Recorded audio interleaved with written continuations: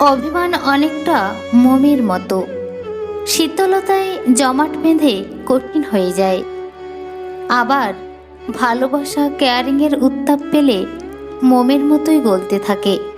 আমরা প্রতিদিনের ব্যস্ততা টেনশনের মাঝে সম্পর্কগুলোকে ওম দিতে ভুলেই যাই।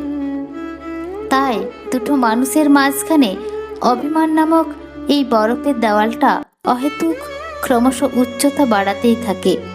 অথচ সামান্য তাপটুকু পেলে এই বরফই গলে এমন নদী তৈরি করতে পারে যা আমাদের জমানো মান অভিমান, ভুল বোঝাবুঝির যাবতীয় জঞ্জালগুলোকে ধুয়ে নিয়ে যাওয়ার ক্ষমতা রাখে।